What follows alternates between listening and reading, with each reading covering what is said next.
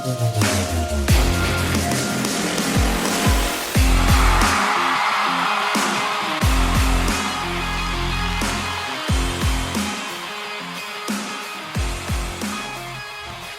right, Colts Nation, we are back after really a period of time off. And let me ask, do I owe you guys an explanation for that type of thing? Part of me kind of feels like I do, and then there's the other part of me that realizes that if I was in your shoes, I wouldn't really care. I'd be like, dude, shut up and just talk about the Colts. You know what I'm saying? Regardless, it is what it is, right? I guess for the sake of transparency and for the sake of you not being caught off guard again, let me just say this. I will be gone from October 27th to the 29th at I don't know, I get back to the airport at 11 p.m. I'm going to be on a trip. My job's sending me over to Chicago, so I'll get to kind of watch the game in the taxi or the Uber. My boss said a limo. It's not a limo. Apparently, limo can just be used for anything. Apparently, you could just say limo, and then a taxi shows up. That's apparently what my boss told me. So whatever. I thought I was going into a limo and getting driven to the airport. I'm not. I'll be in the backseat of what is essentially an Uber, which is totally okay.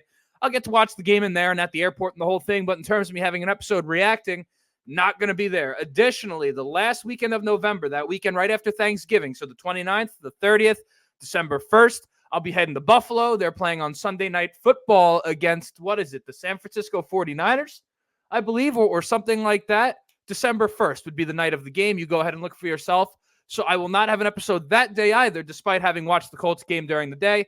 Just wanted to let you know so we're not caught off guard by future absences. But nonetheless, let's get to the content, right? And let's talk about where we are now as the Colts, right?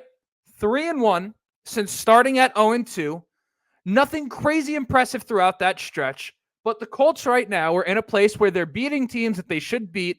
And at 4-3 are in a pretty good position, all things considered. At least good enough so to have been flexed into Sunday Night Football, into Week 9, right, where we play the Minnesota Vikings. Now, we've got a tough stretch coming up. Of course, that starts with Houston this week, which we're going to talk about today. Our only chance at winning this division at all is winning this game. If the Colts lose this week to the Texans, they're basically officially playing for the wild card, right? If they win this, ultimately, they're still going to have a strong stretch to finish ahead of Houston, but the hope remains alive, right? So then we get Houston this week, the Vikings the week after on Sunday Night Football, as I said, the Bills in Week 10, and the Jets in Week 11. That will be November 17th. I will be going to that game as it is hosted at MetLife Stadium. Just for record's sake, I believe my all-time record of seeing Colts versus Jets, I think the Colts are 1-3 all-time. I was there for a blowout on what was either Sunday night or Monday Night Football. Dwayne Allen had 3 touchdowns or something like that. Other than that, I only see the Jets kind of kick our ass. So take that as you may as we go into, this stretch of the season. Nonetheless, we're at the point now where we're about to find out who this team is. We're about to find out who Anthony Richardson is at this point in his career. Is he a quarterback that is ready to lead the Colts to a playoff season, right? That's the question.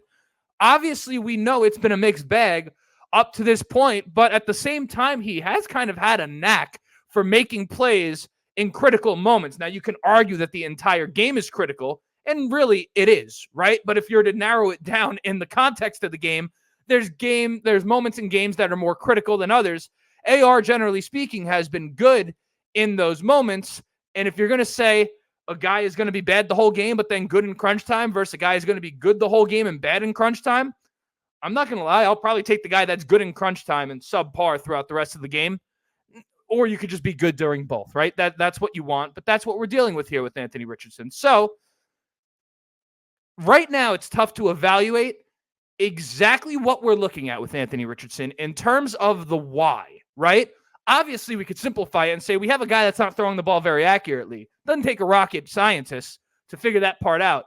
Why, on the other hand, is kind of where we start to make an educated guess, right? We can think we know why, but it's really just a hypothesis, right?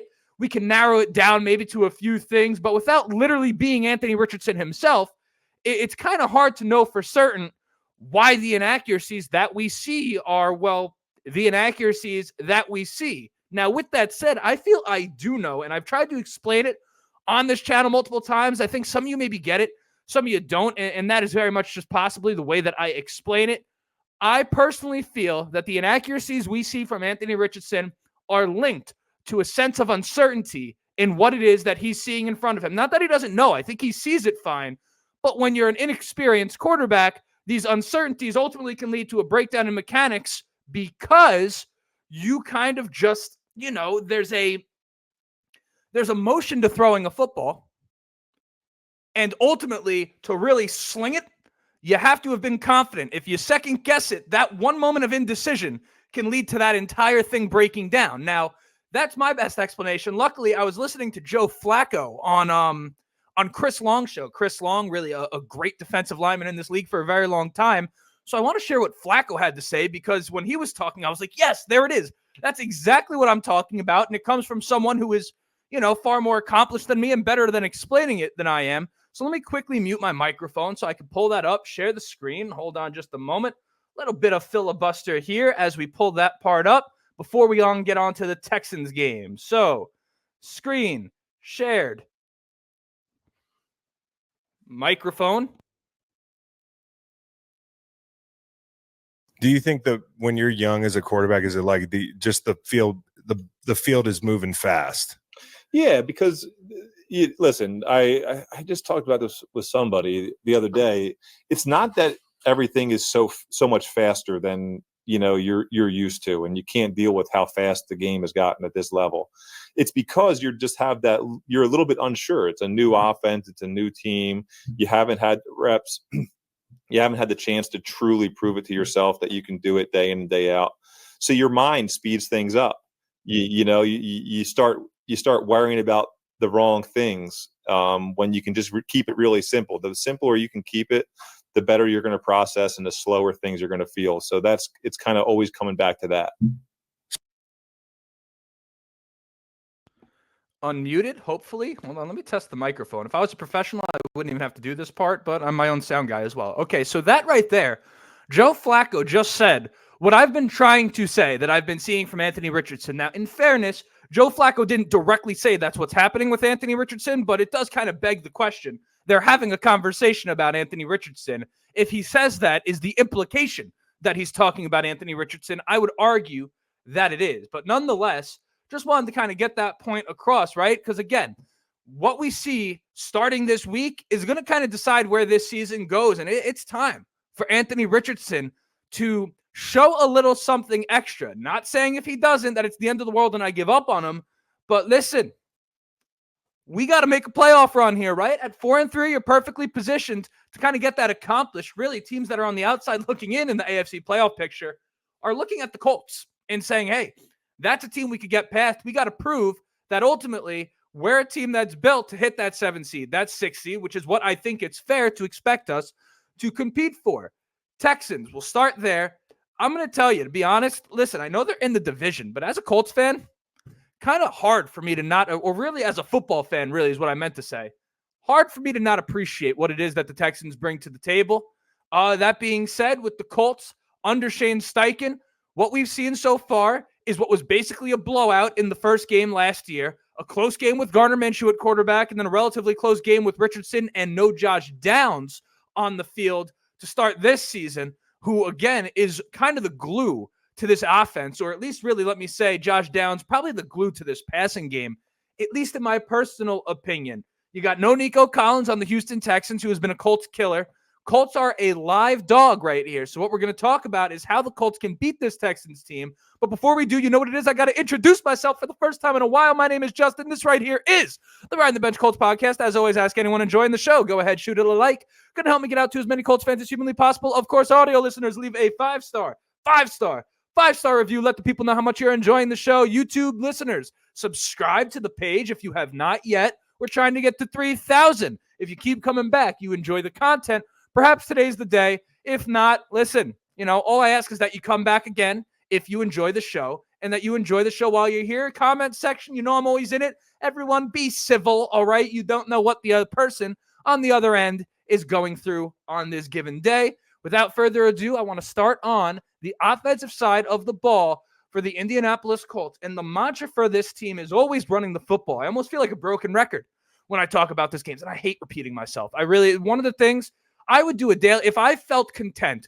just saying I'm going to repeat myself nonstop, I I can make way more episodes than I do, but I just hate doing it. I hate repeating myself, right? It is what it is. I don't find the fun in it. But regardless, they got to run the ball well. And the Texans have been a very good defense against the run.